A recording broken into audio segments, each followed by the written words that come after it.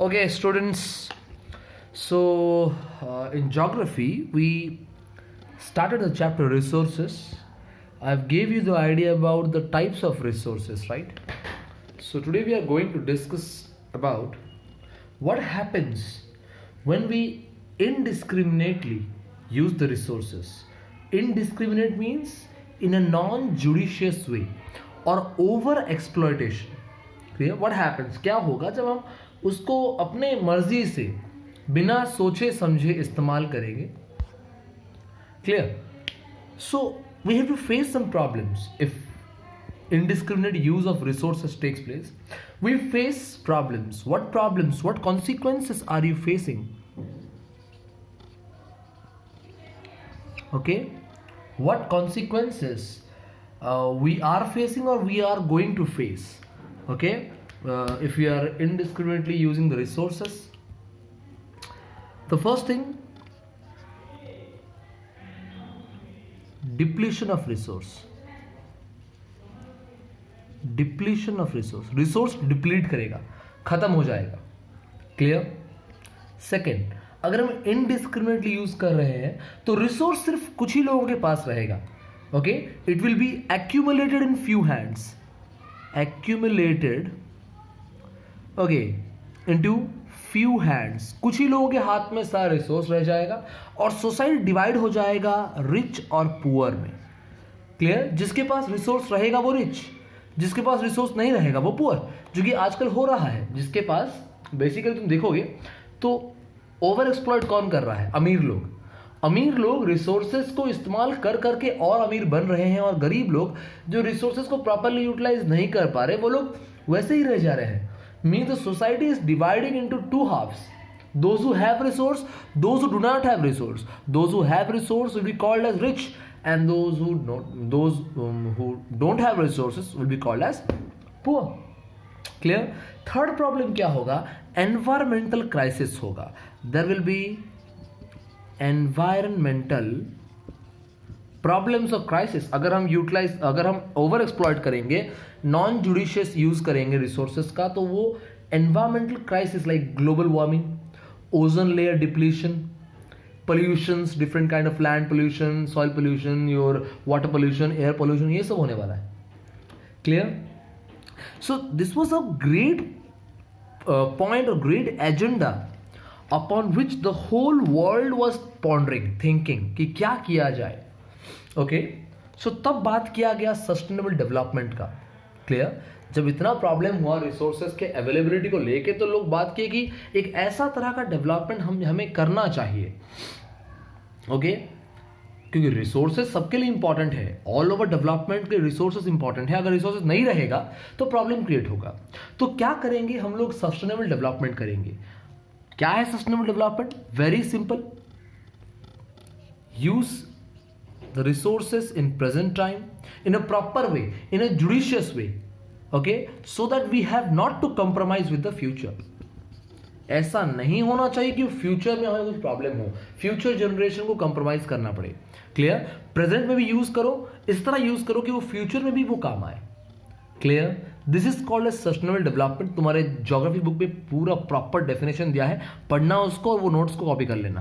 Clear? वो notes में और नहीं दिया हूं यहाँ पे, तुम उसको पढ़ के तुम खुद नोट डाउन कर लेना. Clear? So how to attain sustainable development? How to prevent, or what steps should be taken by the government or the population of the whole world, so that we will prevent this global crisis?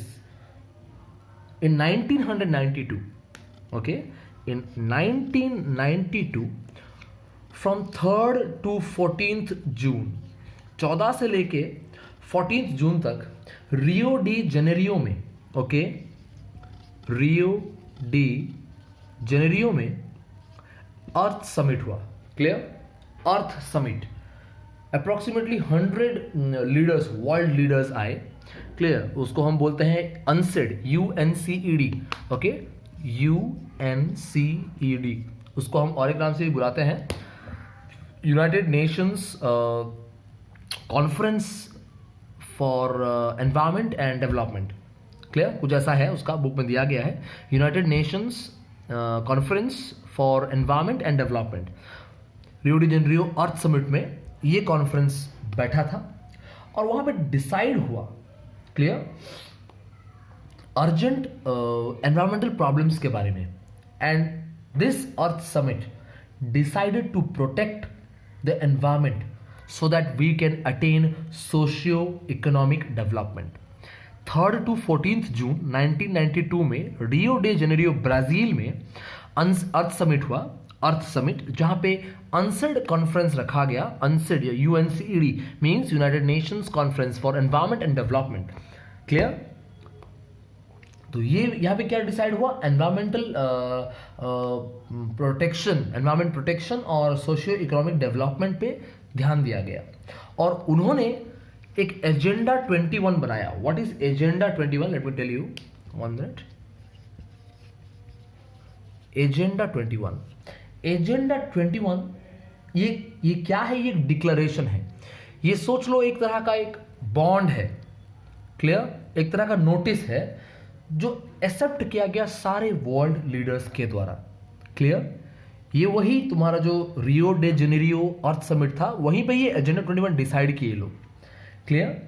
जब summit चल रहा था, so they all signed a declaration, एक declaration में sign किए सारे लोग, to control the global climatic change and biological diversity. Climate change और biological diversity means plants, flora, fauna, इन सबको कंट्रोल या इन सबको कंजर्व करने के लिए एजेंडा 21 बना था, क्लियर। मेनली यहाँ पे क्या क्या मेन मोटिव्स क्या क्या था? सस्टेनेबल डेवलपमेंट अटेन करना था, पॉवर्टी को रिमूव करना था, डिजीज को रिमूव करना था और एनवायरमेंटल डैमेज को कॉम्बैट करना था, टैकल करना था। 4 मेन चीज़ों पे ध्यान दिया गया। पॉवर्टी को हटाओ, डिजीज को हटाओ और एनवायरमेंटल डैमेज से बचो, जिसके वजह से सस्टेनेबल डेवलपमेंट हो पाएगा। सिंपल सा फंडा था, क्लियर। 3rd जून से लेके 14th जून तक ये चीज हुआ। 3rd जून से 14th जून तक 1992 रियो डे जेनेरियो ब्राजील में इंटरनेशनल अर्थ समिट कंडक्ट किया गया, जहां पे एजेंडा 21 आया, जो कि इकोनॉमिकल डेवलपमेंट यानी सस्टेनेबल डेवलपमेंट अटेन करने के लिए डिक्लेरेशन साइन किए, जहां पे पॉवर्टी को रिमूव करना था। मेन मोटो क्या था? To remove poverty, to remove disease, to combat the environmental damage so that we can attain sustainable development and socio economic development, clear. This was all about your what planning process. Okay, planning हुआ था यहाँ से। तो basically मैं India, every country has resources, but as we are in India, let's talk about India. What happens here? The Indian land, suppose this is India, okay, इसके पास resources भरपूर है, लेकिन हर एक जगह के पास हर रिसोर्स नहीं है, क्लियर। जैसे कि अगर हम ये पार्ट देखें, मिड पार्ट और साउथ पार्ट, यहाँ पे मिनरल्स भरा पड़ा है, क्लियर। नॉर्थ ईस्ट देखेंगे तो यहाँ पे क्या है? फॉरेस्ट रिसोर्सेज बहुत ज़्यादा है, क्लियर। वेस्टर्न राजस्थान देखेंगे तो यहाँ पे सोलर एनर्जी और विंड एनर्जी बहुत बेहतरीन है, क्लियर। और ये पार्ट देखेंगे तो यहाँ पे थोड़ा बहुत जो कुछ इंपॉर्टेंट मिनरल्स लेस अमाउंट में है, लेकिन है। अगर बात करेंगे तो नॉर्थ ईस्ट में पानी बहुत ज़्यादा है और फॉरेस्ट बहुत ज़्यादा है, लेकिन इधर नहीं है, वेस्टर्न साइड पे, क्लियर। यहाँ पे सोलर एनर्जी ज़्यादा है, विंड ज़्यादा है, यहाँ उतना नहीं है। समझ में आ रहा है? तो हर एक पार्ट के पास रिसोर्सेस है, लेकिन ये रिसोर्सेस इवनली डिस्ट्रीब्यूट नहीं हुए हैं। There is uneven distribution of resources in our country. That's why we need to plan how to use the resource. Like suppose if I am telling कि मेरे पास अगर 10 रुपए है और तुम्हारे पास 1 रुपए है, दिस इज डिस्क्रिमिनेशन। मैं अच्छा हो जाऊंगा, तुम्हें कुछ नहीं मिलेगा। So what should I do? You are my friend, I should share some of my money with you. Like I will share about 4 rupees with you. तो तुम्हारे पास 5 रुपए आ गए, मेरे पास 6 रुपए हैं। Now we are quite equal, हम लोग आसपास इक्वल है कि नहीं? तो इक्वल डिस्ट्रीब्यूशन करने अगर मिल जाएगा हमको आसपास, तो हम लोग प्रॉपरली डेवलप करेंगे। तो 10 रुपये मेरे पास था, 1 रुपये तुम्हारे पास था, तो मैं डेवलप कर सकता था, तुम नहीं डेवलप कर सकते। अभी देखो हम दोनों के चांसेस डेवलप करने के काफी इक्वल हैं। So the same way we have lots of resources here in India, but they are not evenly distributed because nature does not support every physical division equally. जहां पे जो मिला वहां पे दे दिया गया, लेकिन अभी ऐसा तो नहीं कि हम लोग यहाँ इसके पास मिनरल्स नहीं तो इसको हम लोग मिनरल्स डेफिशिएट कर दें, इनको कोई डेवलपमेंट नहीं, इनके पास मिनरल्स हम नहीं पहुंचाएं, गलत हो जाएगा. हम पढ़े हैं मिक्स ऑफ गोल्स, हमारे पास हर एक तरह का डेवलपमेंट गोल होना चाहिए. ये भी मिनरल्स भी चाहिए, पानी भी चाहिए, सनलाइट भी चाहिए, विंड भी चाहिए, सब चाहिए हमको, है ना. सो जितना रिसोर्सेस हमारे पास स्प्रेड हो गए है ना, हम उसको प्रॉपरली प्लानिंग से यूज करेंगे ताकि इन सब रिसोर्सेस का फायदा पूरे इंडिया को. So resource planning is a very important concept. Clear? So resource planning it's a technique और skill of proper utilization of resource, okay, and it tells us about judicious use of resource. हमारे पास wind energy इधर है, तो इसका मतलब हम यहाँ से विंड एनर्जी यूज करके इलेक्ट्रिसिटी प्रोड्यूस करके पूरी कंट्री को सप्लाई कर सकते हैं. इतना सफिशिएंट है हमारे पास. जितना मिनरल्स यहाँ पे है उसको हम लोग सब तरफ डिस्ट्रीब्यूट कर सकते हैं ताकि हर तरफ फैक्ट्रीज का क्या प्रोडक्शन बढ़ सके. Clear? This is all about resource planning. क्या हमें रिसोर्स प्लानिंग चाहिए? Yes, we require resource planning for development. Simple procedure, because resources are limited with us. If we are not planning it properly, if we are not using it properly, if we are not using it judiciously, one day they will finish, they will exhaust, and after exhaustion of resources a country has nothing to use, and if nothing to use, how will the country develop? Clear? First point, resources limited है हमारे पास, इसीलिए हमें resource planning करना चाहिए. दूसरा चीज, lack of resource will lead to low economy. अगर resource घट गया तो इकोनॉमी हमारा लो हो जाएगा. तो इसीलिए रिसोर्स को प्रॉपरली प्लान करके यूज करना पड़ेगा ताकि इकोनॉमी हमारा स्टेबल रहे. तीसरा चीज, सबसे पहले मैं क्या बोल रहा था, रिसोर्सेज हमारे पास कितना है, हमारे पास लिमिटेड रिसोर्स है, इसीलिए प्लानिंग करके यूज करो, प्रॉपरली यूज करो, क्योंकि अगर घट गया तो इकोनॉमी लो हो जाएगा. और थर्ड पॉइंट क्या बोलता है, फ्यूचर जनरेशन के लिए भी कुछ रखे रहो. फ्यूचर जनरेशन के लिए भी कुछ रखो. ये 3 पॉइंट बहुत जरूरी है हमें जानने के लिए रिसोर्स प्लानिंग क्यों जरूरी है. क्योंकि रिसोर्स कम है, अगर खत्म हो गया तो इकोनॉमी लो हो जाएगा, और अगर खत्म हो गया तो हमारा फ्यूचर जनरेशन सफर करेंगे. That's why we require resource planning. Clear? Resource planning का एडवांटेज क्या है? What are the advantages of resource planning? हम जब करेंगे तो क्या फायदा होगा? It will reduce the wastage. Resource का वेस्ट, अब हमको ये जितना चाहिए हम उतना यूज करेंगे ना, वेस्ट नहीं करेंगे. Clear? It will keep our environment clean. Clear? And also take care of our future demands, future needs. Clear? Getting my point, everyone? Resource planning करेंगे तो क्या फायदा होगा? रिसोर्स का वेस्टेज कम होगा, एनवायरमेंट क्लीन रहेगा, फ्यूचर डिमांड्स भी fulfil हो सकता है. तो रिसोर्स प्लानिंग का स्ट्रक्चर है, इंडिया में रिसोर्स प्लानिंग का स्ट्रक्चर है. क्या स्ट्रक्चर है? 3 स्टेप में वो स्ट्रक्चर समझ में आ जाएगा तुमको. सबसे पहले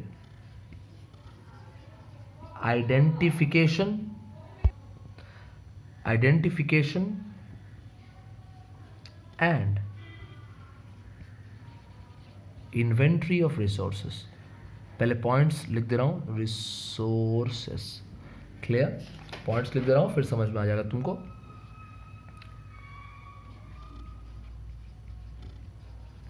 planning structure with technique. Third,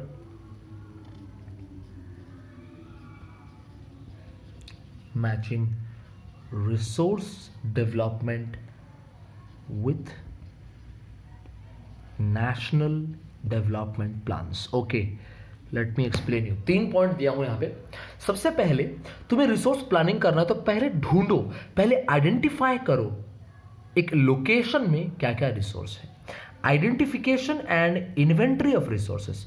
identification means क्या क्या है, inventory means making a list. Clear? समझ में आ रहा है? आइडेंटिफिकेशन मीन्स कौन कौन, मतलब क्या क्या रिसोर्स है, and inventory means make a list of those resources.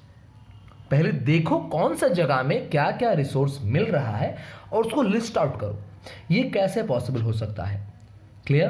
3 चीज करना पड़ेगा, सर्वे करो, मैपिंग करो, मेजरमेंट करो। क्लियर? सर्वे मीन्स ढूंढो कहां कहां पे क्या रिसोर्स है। ओके, मैपिंग उस रीजन के कितने हिस्से में वो रिसोर्स है। क्लियर? थर्ड, क्वालिटी और क्वांटिटी एस्टिमेशन या मेजरमेंट। क्लियर? मतलब जितना भी रिसोर्सेस है उसका क्वालिटी क्या है, किस क्वालिटी का रिसोर्स है और कितने अमाउंट का, कितना क्वांटिटी का रिसोर्स है, वो देखो। So first point tells about what kind of resource is present in an area, make a list, मतलब आइडेंटिटी किस जगह में है ढूंढो और वहां पे क्या क्या है उसका लिस्ट बनाओ। Clear? And it is done by mapping, surveying, mapping and measurement. Survey करो क्या क्या है, मैपिंग करो किस किस जगह में है, और क्वालिटी क्वांटिटी चेक करो कैसा है। ठीक, पता चल गया तुम्हारे पास आयरन है कि मिका है कि क्या है, तो एल्यूमिनियम, बॉक्साइट, जो भी है तुम्हें पता चल गया पहले पॉइंट में। सेकंड में proper planning structure with technique, how to extract it. Extract करने के लिए तुम प्लान करो with proper technique, you have the technique और not. Government should plan with techniques कि हमें अच्छा यहाँ पे बॉक्साइट है तो इसको इस तरह से एक्सट्रैक्ट करना है, इसको इस तरह से फैक्ट्रीज तक पहुँचाना है और इतने अमाउंट का एल्यूमिनियम वहाँ से निकालना है। ये प्लानिंग स्ट्रक्चर हमारे पास होना चाहिए। Third, matching the resource development with the national development plans, means what ever resources हम जो ला रहे हैं वो जब हम यूज करेंगे तो वो नेशनल डेवलपमेंट के हिसाब से काम आ रहा है कि नहीं। कि सोचो एक बहुत बड़ा माइन है जहां से हम कोल एक्सट्रैक्ट कर रहे हैं, लेकिन वहां से सिर्फ अगर एक्सट्रैक्शन में हमें 1 करोड़ लगता है और जितना कोल हमें मिलता है उसका वैल्यू सिर्फ 10 लाख है, तो फायदा कुछ नहीं है। 1 करोड़ तुम खर्च कर रहे हो एक्सट्रैक्शन के लिए और जब सामान मिल रहा है तो सिर्फ 10 लाख का मिल रहा है, तो फायदा क्या है। तो ऐसा प्लानिंग स्ट्रक्चर है, तुम इस तरह से प्लानिंग करो ताकि तुम जान पाओ कि वो नेशनल डेवलपमेंट के काम आएगा या नहीं आएगा। जो तुम रिसोर्स वहां से एक्सट्रैक्ट कर रहे हो, वहां से डेवलप कर रहे हो प्लानिंग के थ्रू, जो तुम्हें मिल रहा है वो नेशनल डेवलपमेंट प्लान्स के साथ मैच कर रहा है कि नहीं, वो नेशनल डेवलपमेंट में हेल्प कर रहा है कि नहीं, वो देखो। क्लियर? 3 पॉइंट है, बहुत इंपॉर्टेंट है। शायद इतने के अंदर तुम्हें समझ में ना आए, शायद तुम वीडियो को देखने के बाद एक बार रिसोर्स प्लानिंग इन इंडिया का जो ये है तुम्हारा जो नोट्स दूंगा मैं और जो बुक का पार्ट है पढ़ना। अगर वो समझ में नहीं आए तो give me a call, I will help you again. ये बहुत सिंपल करके समझा दिया हूं, जब वो पढ़ोगे शायद कंफ्यूजन आ सकता है, लेकिन फिर भी एक बार ट्राई करना समझने के लिए। नहीं आएगा, I am there. Okay, so go through this, I will send you the notes. Okay, have a good day.